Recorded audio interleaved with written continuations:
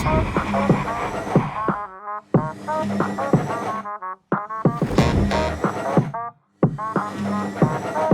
welcome back to the channel. I'm Ron, just in case you've never been here before. And those short clips that you just saw are exactly what I'm going to teach you in today's tutorial video. One quick note before we jump into the tutorial, this type of effect, it can be done in Premiere Pro, DaVinci Resolve, Final Cut Pro, pretty much any editing software you may be using. And I'm going to be demoing it today with Adobe Premiere Pro, but the steps and the editing concepts apply to whatever software that you may be using. Okay, so the first thing that we need to do is make sure that your camera is set up on a tripod so it doesn't move at all. And you also want to lock your camera lens into a manual focus, not autofocus, because you want everything to remain exactly the same. So today I'm shooting with my Canon 6D Mark II with a 28mm. It's an f1.8 lens. You can play around with your focal lengths. Just be sure it's not too narrow a focal length or things will be out of focus if they're not lined up perfectly in both your shots. Something around f2.8 is usually pretty good depending on the product that you're shooting. Also make sure that your lighting is not changing or the shots just won't line up perfectly when you go to edit everything. Everything has to look and feel exactly the same. And for short content videos for YouTube,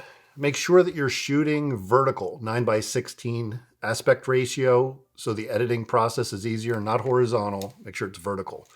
And I typically use 1080x1920, but you can also do 2160x3840, totally up to you. Okay, we got the basics out of the way. Now let's take our first shot. The first shot is going to be basically a clean plate. No product in the shot. It's just a shot across the desk without any products in frame. We're going to do some masking later on.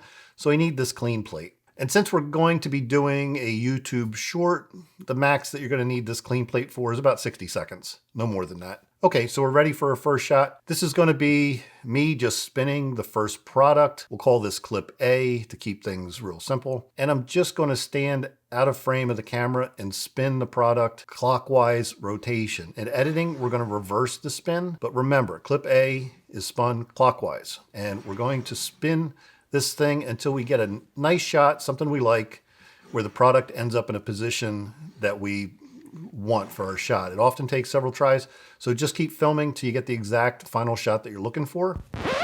Okay, got to interrupt this video for just one moment. I'm doing the editing and noticed I made a mistake, so I want to clarify something. In the video tutorial, I'm telling you to spin the first object clockwise, and in the video I'm spinning it counterclockwise.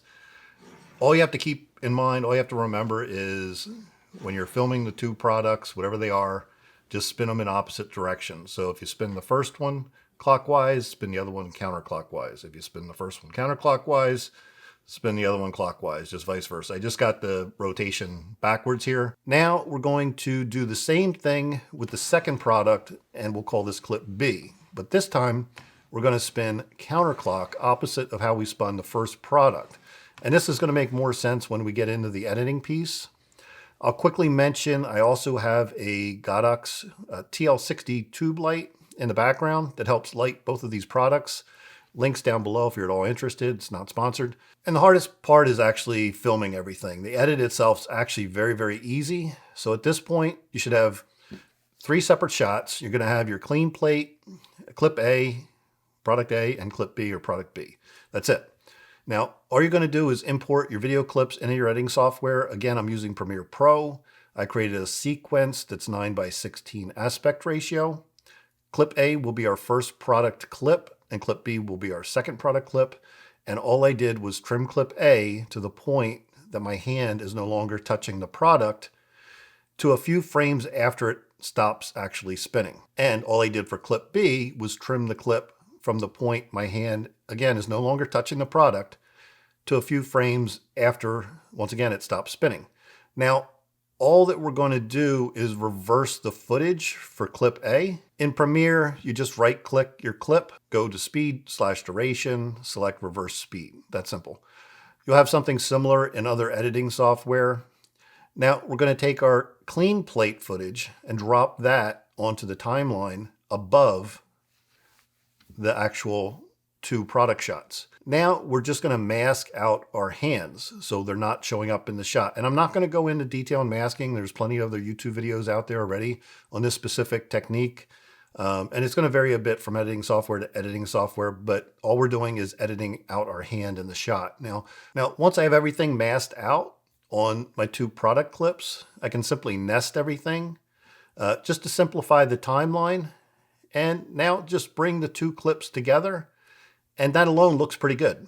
Now, we can make it look even cleaner by adding some more masking and increasing or decreasing the size of the objects as they transition between the 2 items. And it's also worth noting that you can take a few frames from the larger product and simply bring up the opacity starting at around 10 to 12%, bringing it up to 85, 90% as it's transitioning from one product to the other. And this is what you're going to get with that alone. The edit itself doesn't take very long, probably take you 10, 20 minutes to do this, tops. Then you can add some sound effects. I usually use Artlist for all my music and sound effects. Again, links down below if you're all interested. Again, not sponsored. And now my final edit's going to look something like this. Not too bad. And that's it really for this video. If you got any value at all out of this tutorial, please be sure to leave a like. It's always appreciated. Maybe even a subscription if you haven't already. That's appreciated as well. And I will mention that Peter Lindgren did do a very similar video a few months back, but it was hard for me to actually find his video because of the way that it was titled. So I thought I would put my own video together, maybe it'd be a little easier for people to find. And big shout out to Peter for inspiring these types of videos. Always appreciate it, Peter. That's it for this video. See you guys in the next one. Take care.